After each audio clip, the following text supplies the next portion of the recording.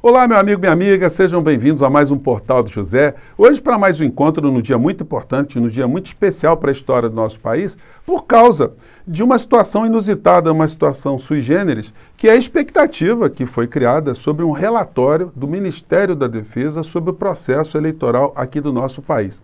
Até o momento que eu estou conversando com vocês, eu não tive acesso a esse relatório. Mas todos os colunistas, todos os analistas sérios que têm se debruçado sobre esse tema, são unânimes em afirmar que esse relatório não pode apresentar nada diferente, nada daquilo que nós já conhecemos. Até porque o Ministério da Defesa já tem sobre si uma grande suspeição.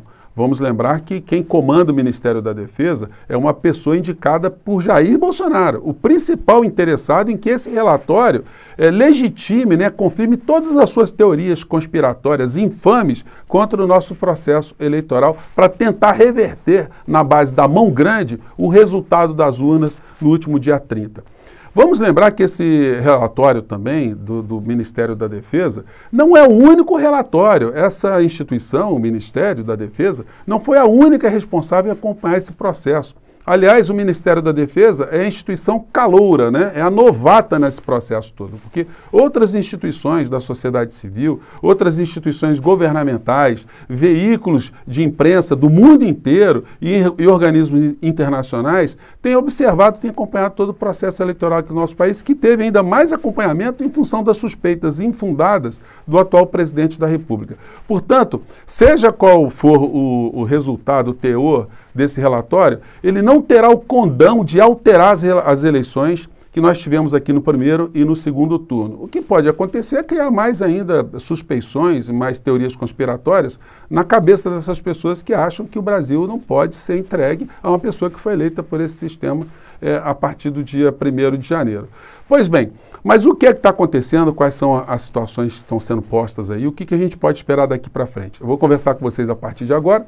Mas antes de mais nada, eu quero convidar você que está chegando ao nosso portal, está nos conhecendo nesse momento, a se inscrever. Você que é muito bem-vindo. Todas as pessoas que se interessam por política, que gostam de debater as questões do nosso cotidiano, encontrarão aqui no nosso espaço sempre argumentos para poderem conversar mais ainda com seus amigos, seus parentes, enfim. Sempre de um modo diferente daquele que você vê pelos grandes meios de comunicação. Então, se inscreva, mande seu comentário, dê o seu joinha, participe aqui dos nossos chats todos os dias, que eu abro entre 5 horas, 5 e meia com as outras pessoas, interaja, enfim. E se curtir bem o nosso portal, se inscreva também no nosso clube de membros, que é uma forma adicional de você estar mais próximo da gente aqui, tá bom? Então, vamos seguir em frente. Gente, esse dia de hoje está sendo um dia especialmente triste para o Brasil, porque nós perdemos mais um ícone da nossa cultura, que foi a Gal Costa. E muitas pessoas têm comentado, os principais formadores de opinião, os principais políticos do nosso país que têm contato com o povo, têm expressado ali o seu sentimento de lamento da perda de Gal Costa. A gente viu vários políticos do nosso país, o ex-presidente Lula fez postagens muito belas também. Agora, o atual presidente da República, ele não se pronuncia, ele está ali nessa depressão, também não se pronunciou também em outros episódios. Ele não, para essa gente, eles não conseguem ter algum tipo de sensibilidade. Para essas pessoas, todos são artistas comunistas, Então, um artista comunista não merece nenhum tipo de ressalva, nenhum tipo de homenagem. Eles só gostam mesmo de música sertaneja, de uma parcela dos sertanejos e de música gospel também. O resto, todo mundo é comunista. Então, a insensibilidade dessa gente é um negócio que marca muito o embrutecimento dessas pessoas, o desalmamento dessas pessoas, a dessensibilização dessas pessoas. As pessoas que não gostam mais de música ou evitam escutar música de determinados artistas porque classificaram esses artistas como comunistas. Então, isso é mais um sintoma dessa doença que se abateu sobre parcela do povo brasileiro, que vai ter que ser tratada com muita sensibilidade, muita sabedoria, enfim.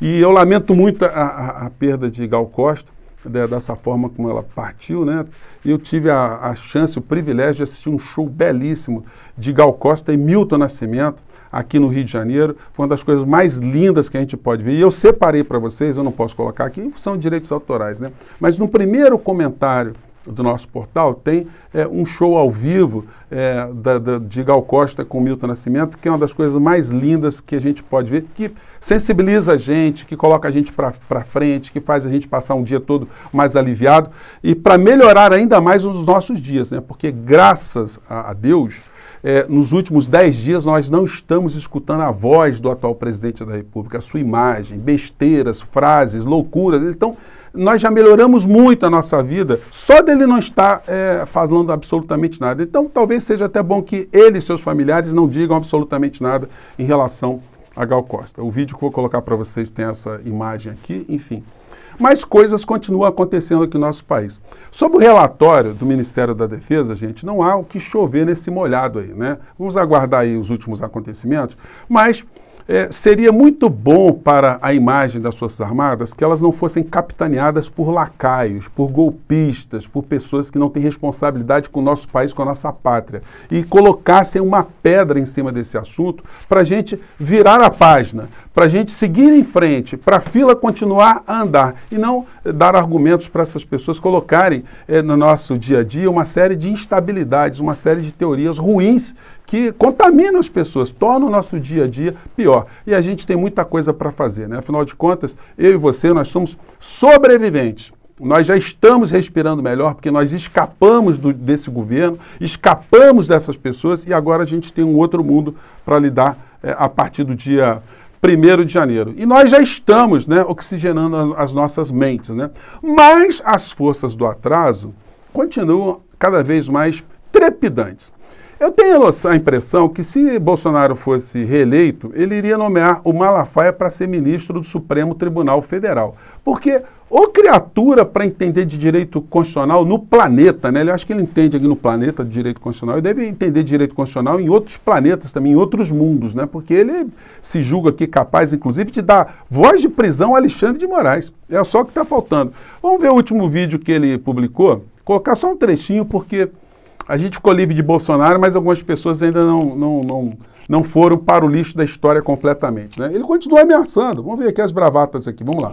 Mostra quem é que comete atos antidemocráticos e já deu golpe. O ditador Alexandre de Moraes. Ele é responsável pelo inquérito ilegal e imoral das fake news que não existe no ordenamento jurídico do Brasil.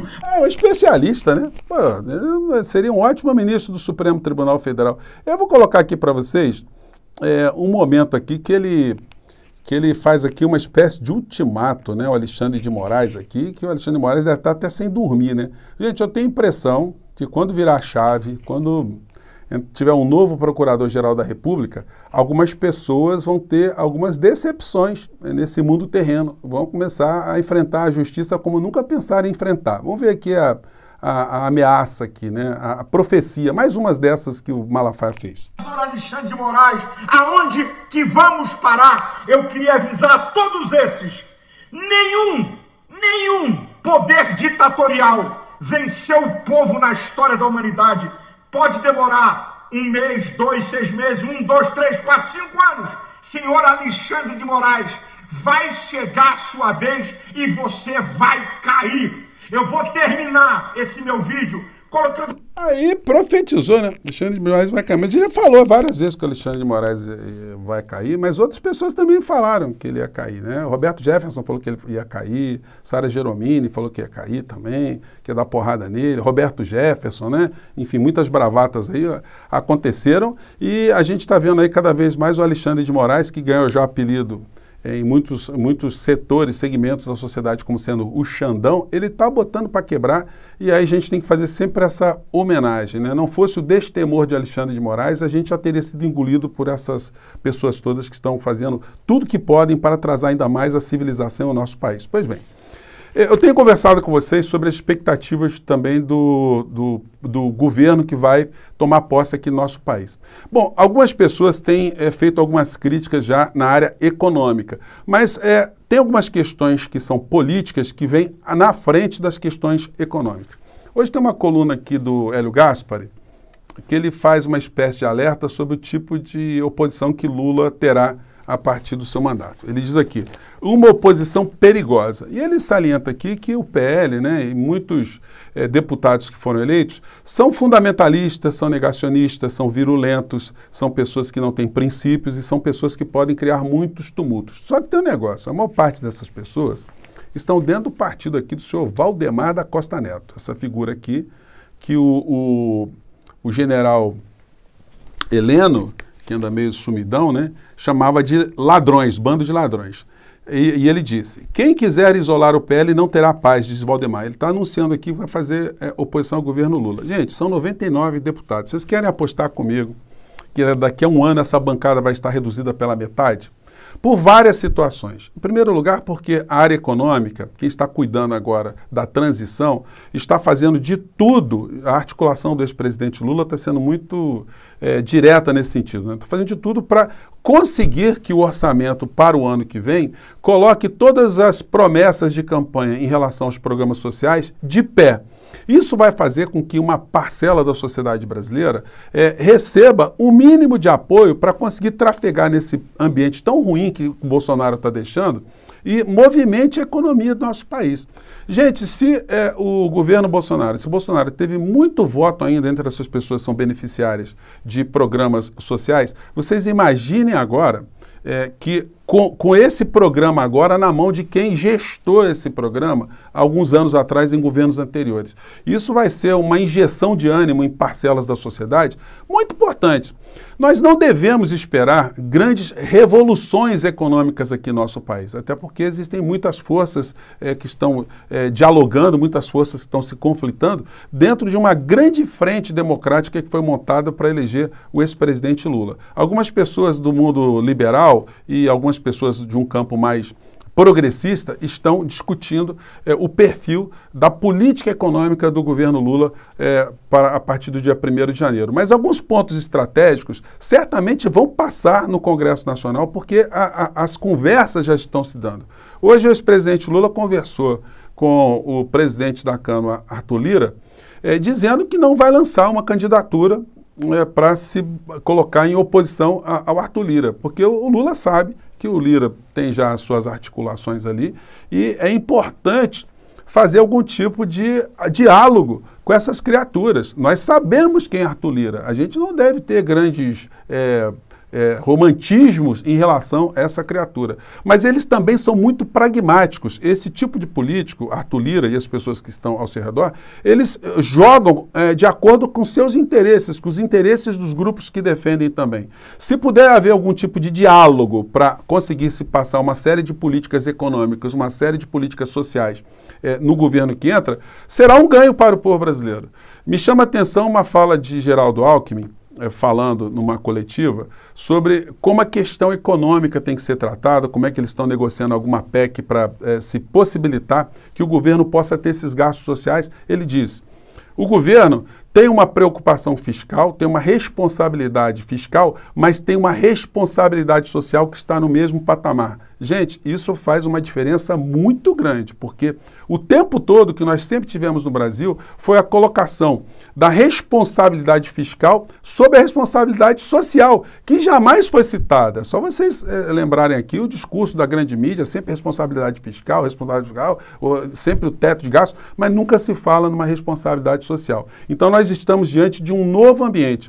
E levando em consideração que o ex-presidente Lula ele está pegando um país que está numa terra arrasada, a expectativa da gente ter posicionamentos, pensamentos positivos, uma injeção de ânimo no nosso país, que a economia volte a ter um desenvolvimento melhor, é muito grande. A injeção de recursos externos, de alianças que serão feitas, de instituições que vão reinvestir aqui no nosso país, a mudança da política educacional, da política de saúde, a política de saneamento básico, de cultura, tudo isso faz com que a sociedade brasileira tenha uma nova injeção de ânimo. Sobretudo porque essas pessoas que Hélio Gaspari diz que vão fazer muito barulho, Muitas delas já foram para o lixo da história e outras tantas também serão atiradas para o lixo da história.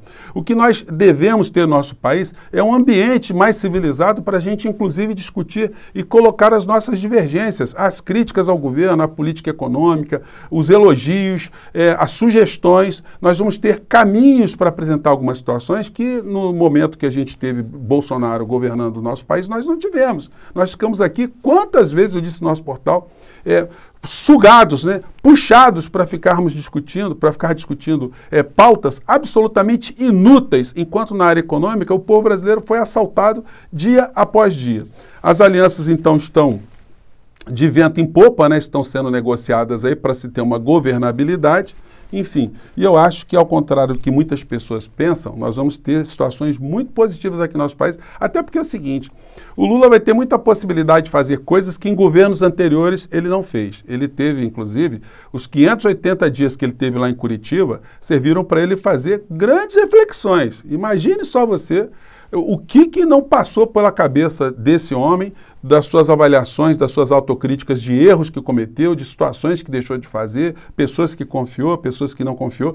Quem é essa figura que está vindo agora numa situação em que os meios de comunicação não vão poder bombardear as políticas que vão ser colocadas, até porque se tudo o que aconteceu no governo Bolsonaro não teve nenhum tipo de repressão, nenhum tipo de enfrentamento, não será num governo voltado para o social que nós teremos discussões para tentar embaraçar, tentar criar algum tipo de obstáculo à melhoria de vida do povo brasileiro. E numa condição mínima, quem sabe a gente consiga fazer muito mais coisas que a gente não conseguiu. Tenho certeza absoluta que esses programas sociais todos, eles vão ter um diferencial. Eles vão passar a ajudar as pessoas a se organizarem, as pessoas se politizarem para a gente ter outros tipos de enfrentamento com essa gente toda que está causando tanto problema aqui no nosso país, essa gente desalmada, essa gente que se desumanizou, perdeu a sensibilidade e não é capaz nem de lamentar a perda que nós tivemos no dia de hoje da Gal Costa. Gente, eu fico por aqui. Às 19 horas eu estarei no canal Fórum, TV Fórum, discutindo ao vivo. Vamos ver se até lá surgiu esse relatório das suas amadas para a gente comentar ao vivo ali os desdobramentos dessa história toda, tá bom? Eu fico por aqui mais uma vez. Um grande abraço e até o nosso próximo encontro. Tchau!